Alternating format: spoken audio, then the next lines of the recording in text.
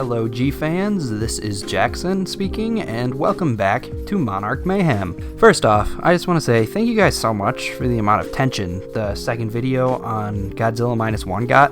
It really made my day. It was super successful, and I greatly appreciate all of you that put your attention towards it. Secondly, I have been gone for, about 4 weeks. Sorry about that. I started 2 jobs and have been moving into my new apartment, so life's been kind of hectic. I had a wedding, bunch of stuff's been going on, but rest assured, I am back. Not much news has came out regarding Godzilla Minus One, Godzilla X Kong New Empire, or Legacy of Monsters, besides some theories and castings on Minus One and casting for New Empire, so I'll talk about that in another video. Today, I have something different for us. Today, I thought I'd start my first series of rating every Legendary Monsterverse film. Now, when I say every Monsterverse film, I really mean Godzilla and Kong movies, plus Pacific Rim and the second one. I'm not going to do those other, Monsterverse specific ones that never ended up working, like The Mummy, because that's a thing for some reason. I'm going to start off with the films in ascending order, starting from Godzilla 2014, and eventually ending with Godzilla X Kong the New Empire when that comes out. Now, I'm aware Pacific Rim came out in 2013, but I'm just going to do Godzilla, Skull Island, King of the Monsters, Godzilla vs. Kong, and then I'll do the 2 Pacific Rims between the time that New Empire comes out. And then I'll eventually do Shin Godzilla and Godzilla Minus One, too. In 2014, known director Gareth Edwards directed the first Americanized Godzilla film since the 1999 film Zilla, which it's called Godzilla. I still think Godzilla is worthy in that film, but a lot of people call it Zilla. Most fans refer to it as Godzilla 2014, as not to confuse anyone, because there are already 15 movies just titled Godzilla, so that's what I will be calling it in this review. This is your point to turn back for spoilers. If you haven't seen this somehow, yet you're on a Monsterverse channel, that's your issue, okay? So, throughout the film, you follow Lieutenant Ford Brody, played by Aaron Taylor Johnson, and his father, Joe Brody, played by Bryan Cranston. And it's basically about them trying to solve the mystery of what killed Brody's mother in a power plant accident when Ford Brody was a kid, while Joe and his wife both worked on that power plant. It eventually ended up being because of the Mutos trying to reach out to each other. These Monsterverse films are not the most well-known for their plot and human characters, and a lot of them, the human characters are what drag them down for audiences, but I actually like them quite a lot in this film. They do a good job in keeping you on the edge of their seat while not having a ridiculously difficult story to understand, while this is about giant kaiju, and it doesn't need to be extremely human character driven. While focused on the main characters, I never really find myself bored waiting for Godzilla or the Mutos to show up, because they're actually pretty well written. They're relatable. Ford and Joe's relationship is pretty touching and relatable for specific audience members such as myself, and it gives the film a good emotional grounding and good tone for when it's on military and monster fighting stuff. So it brings it down to earth, and it makes it more relatable than some of the other Monsterverse films. Ford is a pretty great character to focus on the entire film. I wouldn't have anyone else in the film, maybe Bryan Cranston, but he sadly gets killed off pretty early in. So, as far as the human elements go with Ford Brody, I think Gareth Edwards makes it work better because it's a darker tone and story compared to the other future Monsterverse films, where those human characters are more comedic and not as serious. Let's talk about Godzilla and the Mutos in this film. They're great for the 3 times you see them, or for Godzilla for that matter.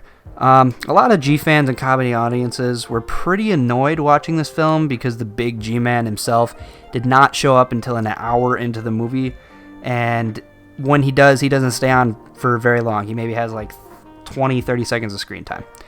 The Mutos actually got a far longer amount of screen time than Godzilla, which I think actually works because it shows them building them up as a threat, because nobody knows what a Muto is. This is a Legendary Monsterverse original monster, Kaiju, so nobody knows what it is. You need the build-up. Everyone knows what Godzilla is.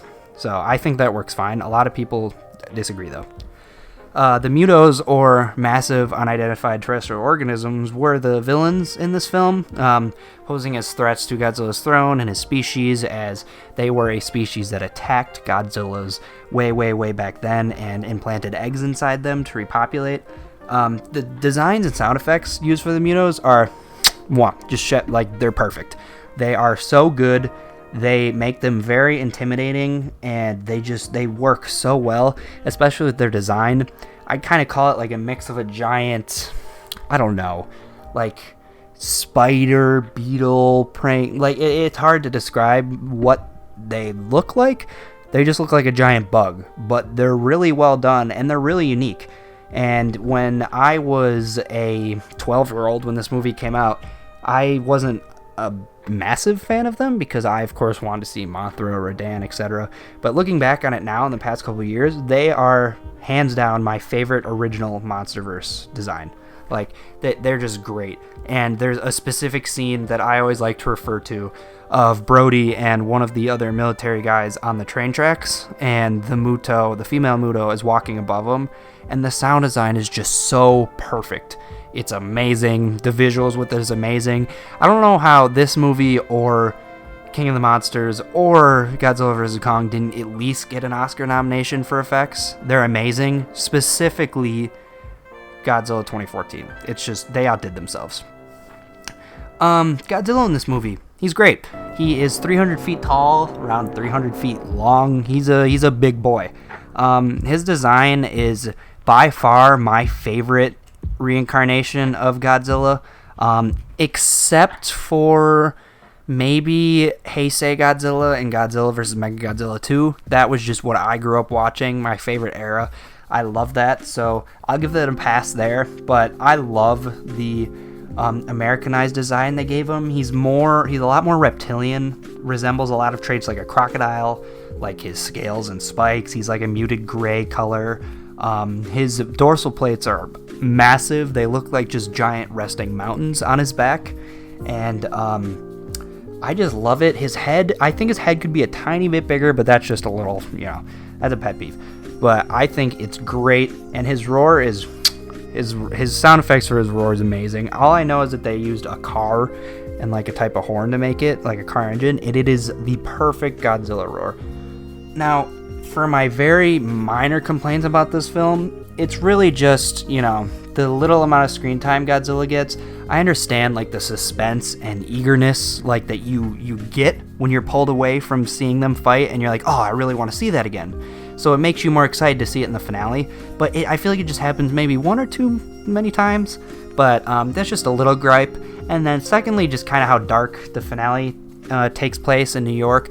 I don't know if it was the just lighting for the like after effects and stuff. It was just really hard to sometimes tell what Godzilla and the Mutos were doing, because it's hard to tell them apart, and with the background themselves, they're all a dark muted color, so it's hard to tell what's really happening. But besides that, I love this movie. This is honestly my favorite Monsterverse film. I don't know if it's because growing up I wanted to see Godzilla in live action look good CG wise, like really bad, and it's just, I loved it so much. I saw it in theaters. I watch it religiously. I love it.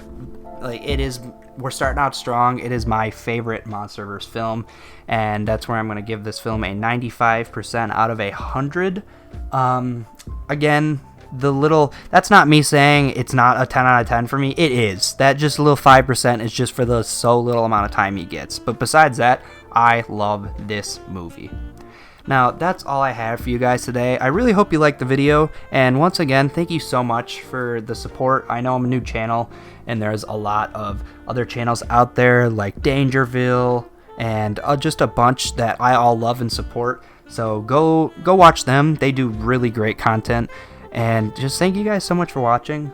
Don't forget to like and subscribe for more Kaiju related content to come. Thank you, G-fans, and I will see you all later next time with the Kong Skull Island movie review. Peace.